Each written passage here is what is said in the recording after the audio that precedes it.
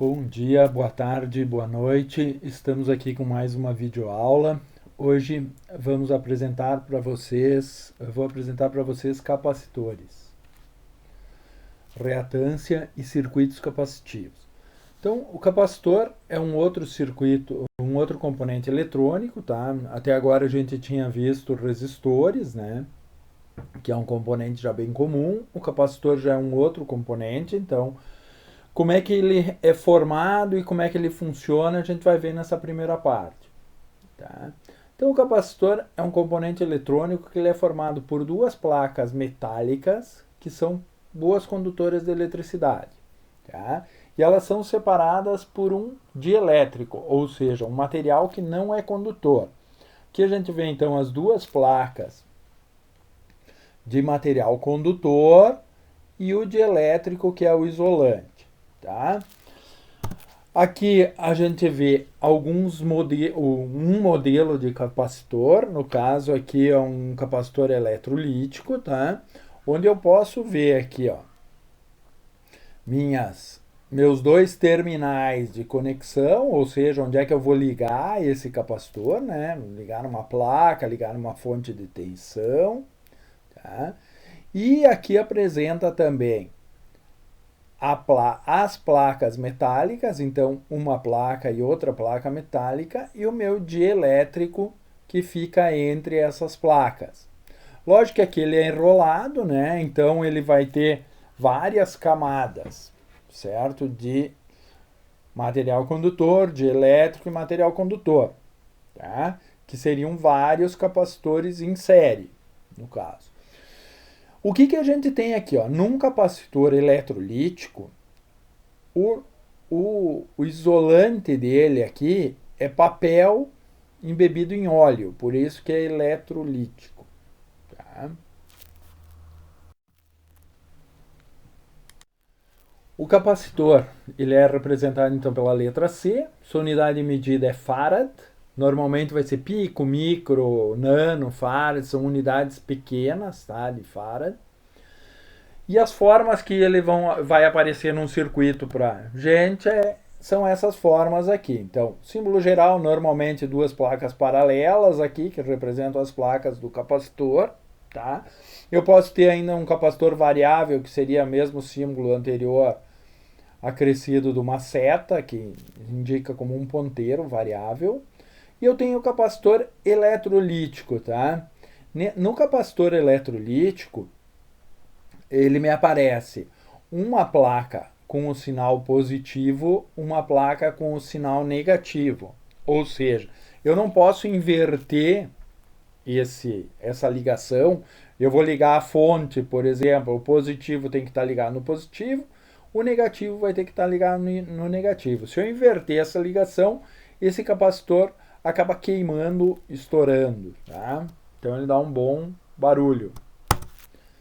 Aqui eu tenho alguns exemplos de capacitores. Esse maior aqui é o eletrolítico, ó, então a gente vê que ele tem 4.700 microfarad de capacitância e uma tensão de 35 volts, certo? Então, minha característica para esse capacitor é eu poder colocar até 35 volts nele. Se eu colocar mais do que isso, ele vai queimar também, vai romper o isolamento dele e ele acaba entrando em curto e queimando.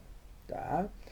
E minha capacidade de carga dele seria 4.700 microfarad. Aqui eu tenho outros tipos de capacitores cerâmico, capacitor de poliéster.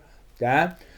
Para isso eu estou colocando, para vocês terem uma ideia, eu estou colocando juntamente com o material ali no RM, no portal, um texto explicando os vários tipos de capacitores que a gente tem. Os capacitores comerciais eles são designados de acordo com o dielétrico que ele tem. Então, capacitor de mica, capacitor de poliéster, eletrolítico, cerâmico e vários outros tipos. Tá? Então, ele é classificado dessa maneira. Mas como funciona esse capacitor? Né? Inicialmente, o material condutor ali, ele não apresenta carga nenhuma, ou está com as cargas todas misturadas. À medida que a gente coloca uma pilha ali, uma tensão contínua, pode ser uma fonte contínua, eu coloquei uma pilha aqui para ficar um exemplo mais visível para vocês, tá?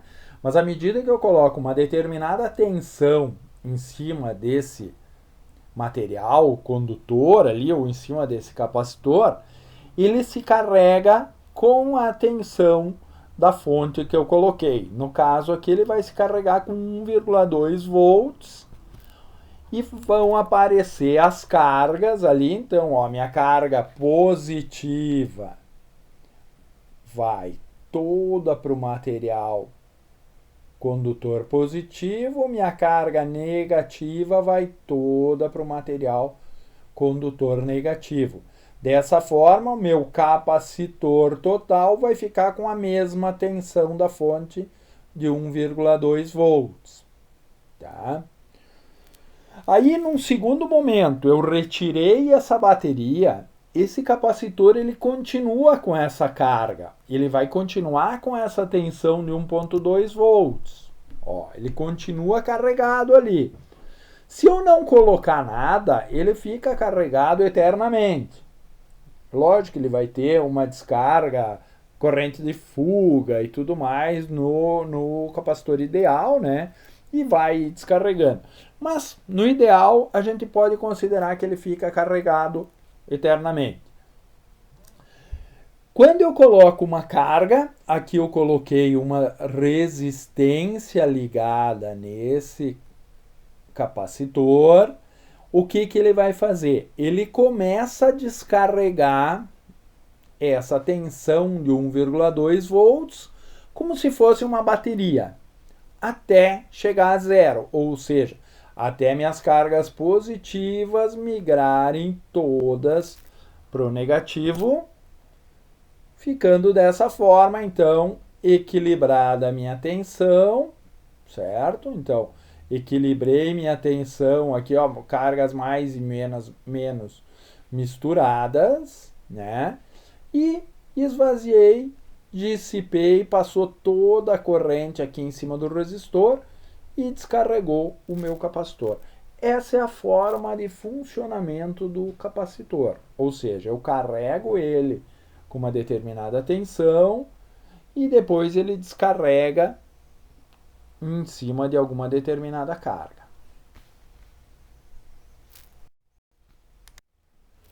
Capacitância é a capacidade de armazenamento das cargas dividida pela tensão aplicada a essas cargas. Então, dessa maneira, eu encontro minha capacidade de armazenamento desse capacitor. Tá? Então, as unidades ali de capacitância são farad, de carga são em coulomb e de volts, de tensão em volts, certo? Ainda, como é que eu posso construir? O que eu preciso levar em conta para construir um capacitor? Né? A gente já viu que é uma placa, duas placas de material condutor. Então, eu preciso saber a área dessas placas, certo? Então, a área que está fazendo divisa das placas, certo? A distância entre as placas, ou seja, qual é a distância que eu vou ter ali entre as placas, e o dielétrico, o tipo de material que eu vou usar no dielétrico. Tá? Então, tudo isso eu levo em conta para construir o capacitor com uma determinada capacitância. Então, eu tenho aqui na minha fórmula, ó, a área do sanduíche ali, das placas, né? Distância entre as duas placas, e o K, eu tenho o K vezes uma constante, que é justamente a constante dielétrica do tipo de material que eu vou estar usando. Tá? Aqui eu tenho uma tabela onde aparece o valor de K para os diferentes tipos de material, por exemplo, vácuo, ar, vidro, borracha, mica, papel, porcelana, teflon, concreto, diamante, sal, água, 0 graus, 20 ou 100, tá? Então, é o valor no K que eu vou utilizar ali naquela fórmula do slide anterior, tá? Aqui vocês têm um exercício, então, para vocês fazerem. Depois vocês podem me mandar para justificar a presença de vocês. Assim como nós tivemos a associação de resistores, onde a gente tinha resistores em série paralelo, nós teremos também a associação de capacitores, onde eu coloco mais de um capacitor, ou vai estar ligado em série, ou vai estar ligado em paralelo. Primeiro exemplo aqui, ó, eu tenho C1, C2, C3, vários capacitores e tenho uma capacitância equivalente. Aqui eu posso ver que eles estão em série, lembrando que o conceito de série passa a mesma corrente por todos, né? Então, o capacitor 1 vai ter a mesma corrente que vai passar no capacitor 2, no capacitor 3. Então, eles estão em série.